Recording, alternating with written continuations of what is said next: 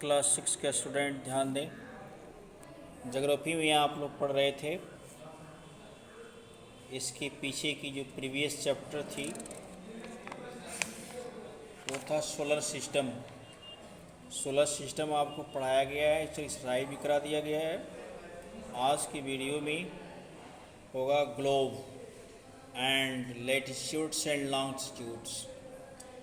Globe का अर्थ होता है मॉडल ऑफ अर्थ, यानी एक पृथ्वी की एक मॉडल है जो आपको फिगर में सामने दिख रहा है। जब आप खोलेंगे तो सामने फिगर में आपको दिखेगा ग्लोब्स, वह एक मॉडल है पृथ्वी का। और लैटिट्यूड्स का अर्थ होता है अक्षांश और लॉन्गिट्यूड्स का अर्थ होता है देशांतर। जो ग्लोब्स पर आपकी तिरछे और सीधे खड़े में जो रेखाएं बनी हैं वही अक्षांश और देशांतर है, लॉन्गिट्यूड्स एंड लैटिट्यूड्स हैं। लिखा in the previous chapter you have read और a planet earth is not a sphere slightly flat north and south pole and blue in the middle. You can imagine how it's look. आपने पिछली chapter में पढ़ा था ग्रहों के बारे में, पृथ्वी के बारे में, सतह के बारे में, फिर उन तारों के बारे में जो उत्तर दिशा में चमकता है फिर दिखता है उत्तरी ध्रुव में, फिर कैसे ये दिखता है, ये सब आप पढ़े थे। You may look at globe carefully in class. First आप क्लास में इसको आप ग्लोब को देख भी सकते हैं, जैसा कि फिगर नंबर 2.1 में आपको दिखाया गया है, आप उसको देख सकते हैं। देखिए ग्लोब्स 2.1 में यही है ग्लोब्स मॉडल ऑफ अर्थ, पृथ्वी का एक नमूना जिस पर पृथ्वी हमारी कैसी है, हमारे देश का क्या नक्शा है, वर्ल्ड की पूरी यूनिवर्स की क्या नक्शा है। फिर जल जो नीले भाग में दिखाई दे रहा है आपको, वह सब जल है, वह पूरी तरह पानी है। आप जानते हैं कि 2/3 पानी है, 1 पार्ट में ही धरातल है। इस तरह से इसकी बंटवारा है जल की। 2.1 फिगर में देखें ग्लोब को। फिर हम लोग आगे बढ़ते हैं। ग्लोब में भी ये वेरी साइज एंड टाइप, इसकी आकार का कोई निश्चित नहीं है, बड़ा और छोटा भी हो सकता है। बड़ा विच कैन बी कैरिड इजली, जिसको आसानी से ले जा सकता है। एक पॉकेट में रखने वाला भी ग्लोब मिल सकता है। And globe like a balloon, गुब्बारे की तरह भी हो सकता है। इसके कई प्रकार और कई साइज होते हैं। Which can be inflated and are handy and carried in which, easy से आसानी, जितना आसानी से आप ले जा सकते हैं उस तरह से इसको बनाया गया होता है। Globe is not fixed, you can be rotated the same way as top spin of water wheel is rotated. ये एक जगह फिक्स नहीं है। जैसे कोई कुम्हार अपने बर्तन को बनाने के लिए उस पहिए को जैसे नचाता रहता है, ठीक इसी तरह ये भी एक रोटेट करता है, घूर्णन करता है, गति करता रहता है।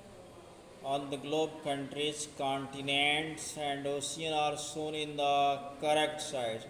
और इस ग्लोब में देश, द्वीप, सागर, ये सब सही सही दशा में, सही आकार में दर्शाए जाते हैं। आता है लेट अस डू, क्या करते हैं, चलिए कुछ करते हैं। Take a big round potato और बॉल, जैसा कि हम कोई एक बड़ा सा पोटैटो या बॉल लेते हैं and pass needle throws it, फिर इसको सुई से छेदा करते हैं और these needles clamps axis on globe, इसी को मान लिया ग्लोब और सोन globe. You can now move the potato और बॉल राउंड इस एक्सिस फ्रॉम द लाइट, और इसको आप घुमा सकते हैं राइट लेफ्ट टू राइट, आप इसको घुमाइए। देखिए it is difficult to describe the location of spin to sphere like earth, और यह कठिन लगता है इसका वर्णन करना, बताना कैसे दिखता है। Now the question arise as it how locate a place on, प्रश्न खड़ा होता है कि इस पर हम अपने स्थिति को कैसे दर्शाएंगे, किस तरह से दर्शाएंगे। we need certain point of reference and lines to find out location of place. Location उसकी दशा और स्थिति दिखाने के लिए हमको एक निश्चित प्रकार की लाइन की ज़रूरत पड़ती है, ताकि हम ये दिखा सकें कि इस लाइन से इस लाइन के बीच ये फलाना या इस नाम का कंट्री पड़ता है, इस यहाँ से ये कंट्री की इस रेखा के पास से यह गुजरता है। तो इसको हमको एक लाइन की ज़रूरत पड़ती है, इसको शो करने के लिए लाइन की ज़रूरत पड़ती है। तो इसी लाइन को हम लोग कैसे शो करते हैं, जैसे कि आपको ग्लोब में दिखाया गया हुआ लॉन्गिट्यूड्स एंड लैटिट्यूड्स, अक्षांश और देशांतर दोनों रेखाएं उस पर दिखाई गई हैं। इन्हीं लाइन की बात कर रहा है ये। उसको लोकेशन को, प्लेस को शो करने के लिए, पता करने के लिए इसकी लाइन की ज़रूरत पड़ती है।